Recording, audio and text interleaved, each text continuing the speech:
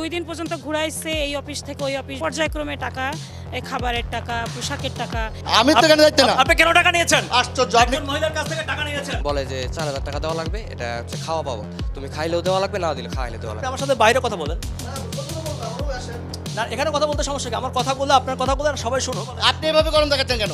গরম দেখাবো? আপনি কথা কারণ আপনারা মানুষের সাথে প্রতারণা করছেন। আমরা তো জাস্ট পোস্টিং এর টাকার কথা বলছি, এখানে তো ডিপোজিটের টাকার সাথে আমার কোনো সম্পর্ক নেই। কত সুতা, কত অজুহাত। মেঘের যত রূপ, এদের রূপ তার চাইতেও বেশি। সুপ্রিয় দর্শক মণ্ডলী, আসসালামু আলাইকুম। লক্ষ বেকার যুবক যুবতীর শহর এই ঢাকা শহর, কিংবা সারা বাংলাদেশ। অথচ পত্রিকা খুললেই কিংবা সোশ্যাল মিডিয়ায় ঢুকলেই আপনি দেখবেন হাজার হাজার চাকরির বিজ্ঞাপন।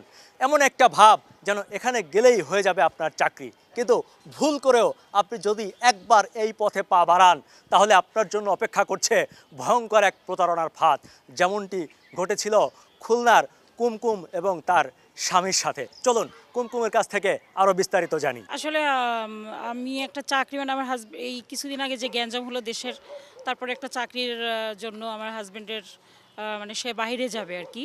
ফেসবুক চালাতেই একটা চাকরির অফার দেখি, বিভিন্ন রকম মানে আমার 30,000 টাকা স্যালারি হবে।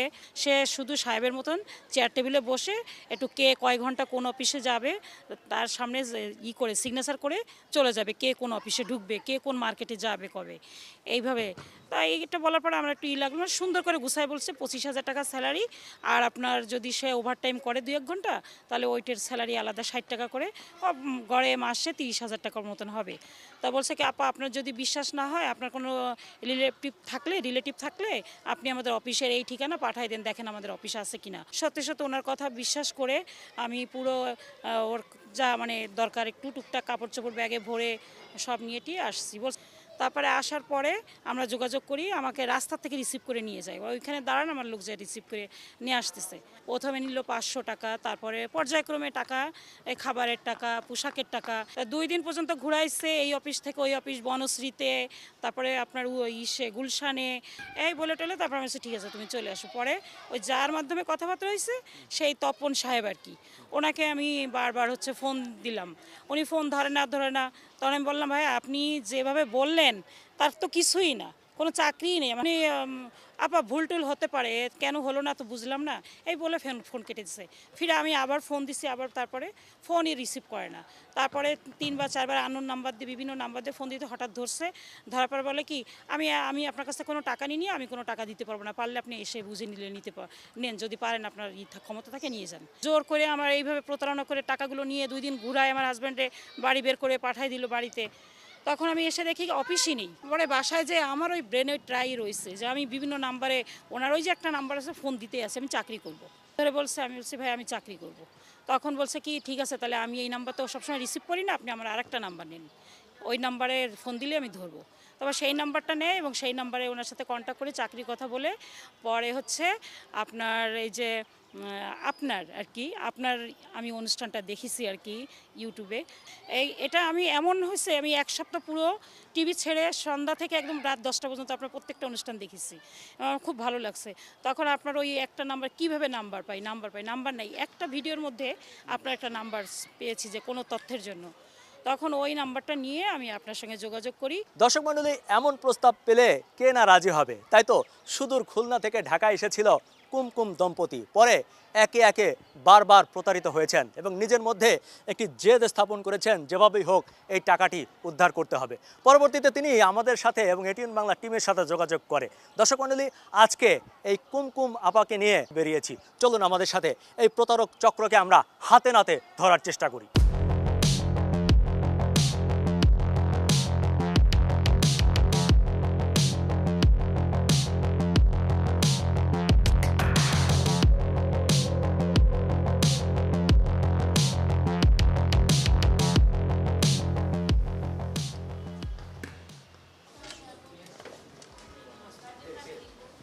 লোককে দরজাটা লক করে দাও, দরজাটা লক করে দাও।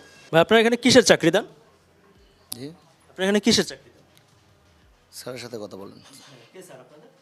ওই বক্স আসছে, ওই পাশে আসছে। আপনার কাছ থেকে টাকা নিয়েছে কে? উনি নিছেন। আপনার কাছ থেকে কিসের টাকা নিয়েছেন? মানে তো আমি বলতে পারতেছি না। আপনি ওনাকে চেনেন না? কি নাম আপনার?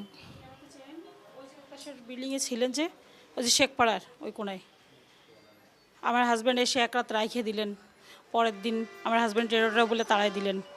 আপনার আছে টাকা লিখে দিয়েছেন আমাকে, একটা প্যাড আছে। কিসের টাকা নিয়েছেন আপনারা? কত টাকা নিয়েছেন? বসেন বসেন। কথা বলেন, বসবো জি না, আমি আমরা টাকা বসার নেবো জন্য আসিনি। তো কিসের আচ্ছা, টাকা নিয়েছেন? স্যারের সাথে কথা বলেন, আসেন। চাকরি দিতে টাকা লাগবে কেন? এখানে যারা চাকরি করতে আসে ওরা টাকা দিবে কেন? একটা মহিলাকে সেই খুলনা থেকে এনে তারপর এখানে আপনারা অপদস্থ করেছেন, তার স্বামীর কাছ থেকে টাকা নিয়েছেন চাকরি দেওয়ার নাম করে, পরে ফোন ধরেন না। তাই ভাই কথা বলেন। কে বলেন বলেন, কে আপনাদের এমডি কে?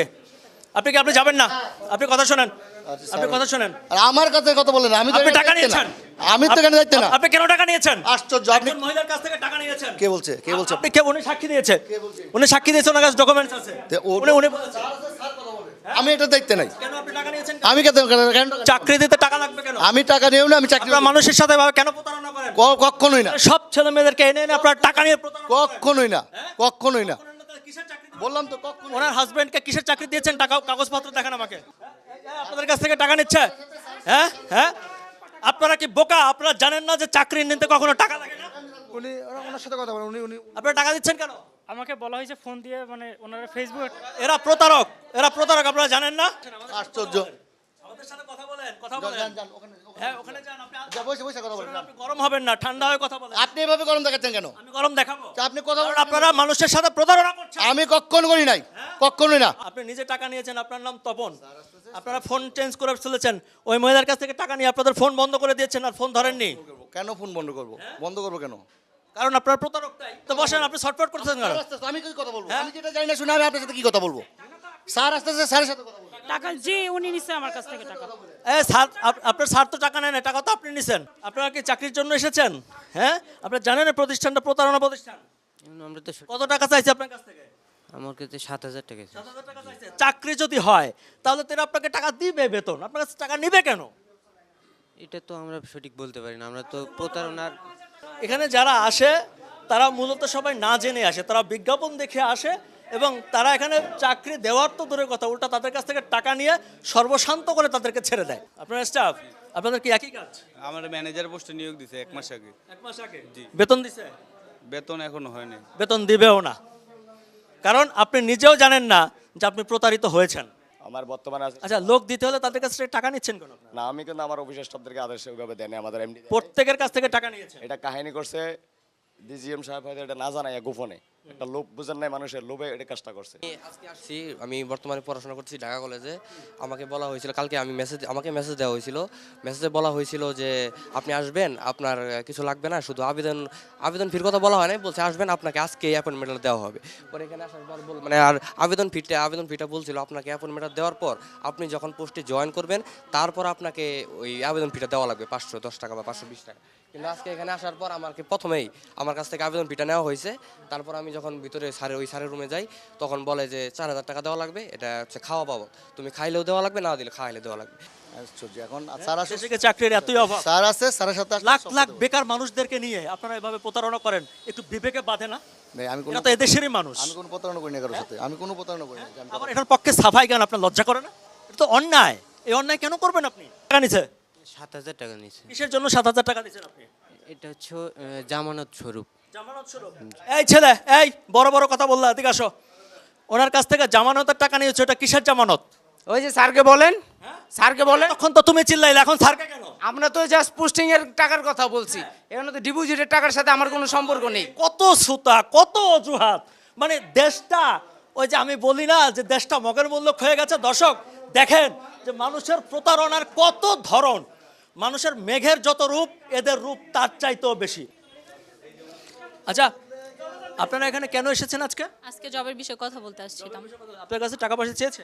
না, আমি মাত্রই আসছি একটু আগে। আপনারা জানেন যে এরা প্রতারক, এরা চাকরি দেওয়ার নাম করে মানুষের কাছ থেকে টাকা নেয়, পরে ফোন বন্ধ করে দেয় এবং এটাই ওদের পেশা, এটাই ওদের চাকরি দেওয়া। সারা দেশে হাজার হাজার মানুষের সাথে এরা প্রতারণা করেছে। আপনারাও সেই প্রতারণা এবং ব্ল্যাকমেইলের শিকার হচ্ছিলেন, বুঝতে পেরেছেন? জি, বুঝতে পারছি। ভাই আপনি আমার টাকা দেন। হ্যালো ভাই, আপনি এদিকে ফিরে আমার টাকা দেন। আমাদের অনেক কষ্টের টাকা। আমি এই 3 বার আসলাম ঢাকা এই টাকার জন্য। আপনি আমার টাকা দেন। আপনাদের ওই পাশের অফিস যে দেখি যে বন্ধ, তারা বের করে দিচ্ছে। ভাই মুখটা ওদিকে ঘুরায় রাখেন না, আপা আসছে, ওনার টাকাটা দেন। যা করছেন করছেন, অনেক করছেন, এবার আমার টাকাটা দেন। ভাই ওনার টাকাটা দেন, উনি চলে যাক। ভাই একই কথা বারবার রিপিট করে মানুষকে বিভ্রান্ত করবেন না। আপনারা সোশ্যাল মিডিয়াতে বিভ্রান্ত করেন, বাইরে বিভ্রান্ত করেন, আমাদের সামনে মানুষকে বিভ্রান্ত করার চেষ্টা করবেন না। বাইরে কথা বলেন, আমি ভেতরে যাবো না। কেন আপনি আমার সাথে বাইরে কথা বলেন না? এখানে কথা বলতে সমস্যা কি? আমার কথাগুলো, আপনার কথাগুলো সবাই শুনুক। আপনার আপনি কি বলবেন সব কথা? আমার কথা হচ্ছে বিতর্ক তো আপনার বাইরের স্টাফদের সাথে কথা বলতে হবে, আপনি আমার সাথে কথা বলেন। কোনো প্রবলেম থাকলে সেই প্রবলেম আপনার সাথে কথা বলবো সবার সামনে, সবার সামনে। না না না, সবাই স্টাফ না। আপনার পত্রিকায় বিজ্ঞাপন দেন। আমি পত্রিকায় দেই, বুস্টে ইউজ করি, আমি বিভিন্ন লোক কালেক্ট করি এবং নিজস্ব পোস্টে আমি খাটাই সেগুলো। আপনি বিভিন্ন মানুষের কাছ থেকে টাকা কেন নেন? আমি বিভিন্ন মানুষের কাছ থেকে টাকা বলতে আমি পোশাক বাবদ একটা চার্জ করি, এর বাইরে আমি কোনো চার্জ করি না। খাবার দাবারের টাকা নেন? আমি পোশাক বাবদ একটা এই ছেলে একটু আগে বলছেন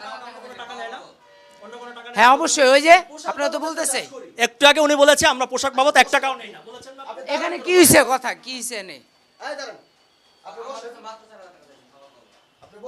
আমার কাছে মাত্র খাবার বাবদ 4,000 টাকা চাওয়া হয়েছে। এরা সবাই সাক্ষী, এরপর আপনি বলতেছেন টাকা নেয় না। আমি পোশাক আপনার কথা মিলতেছে না। আপনার স্টাফ বলছে আমরা পোশাক বাবদ 1 টাকা নেই না। আমার কাছে রেকর্ড আছে, আপনাকে দেখাচ্ছি। এই কথা বলবেন না, মাঝখানে কথা বলবেন না। এরপরে আপনি বলতেছেন শুধু পোশাক বাবদ টাকা নেওয়া হয়। আমি যেটা বলি সেটা ফাইনাল স্টেটমেন্ট, আমার কথা শুনেন।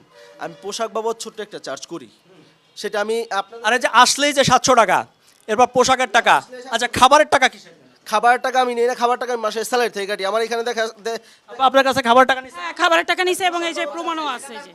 আপনার কাছে হ্যাঁ আমি 500 টাকা দিয়েছি। 2200 বিকাশে গেছে আর 2000 আমি ক্যাশ দিয়ে দিচ্ছি। 2000 আমার নিয়ে আছে। 4200 টাকা এখানে এই অফিসে। হ্যাঁ 4200 আমি দিয়ে দিচ্ছি, সমস্যা নেই। আপনি তো অনেক কষ্ট করে আপনার পুরো টিম নিয়ে আজকে এই যে দুঃসাহসিক যে কাজটা আপনি করে আমার 2 টাকা হোক আমার হাতে আপনি তুলে দিচ্ছেন, এই জন্য আপনাকে অনেক অনেক ধন্যবাদ। এবং আপনার এটিএন বাংলাকে অনেক অনেক ধন্যবাদ। এটা তো আমাদের সবারই, বাংলাদেশেরই চ্যানেল। অনেক অনেক ধন্যবাদ, অনেক করছেন। কেউ এইভাবে কেউ করে না আসলে, কেউ কাউকে এত সময় বা এত দেওয়ার মতন সময় কারো নেই। কিন্তু আপনি যে, আমি একটা মহিলা মানুষ, আমার কথা এই পর্যন্ত এসে এটা করছেন, এই জন্য আপনাকে স্পেশালি অনেক অনেক থ্যাঙ্কস।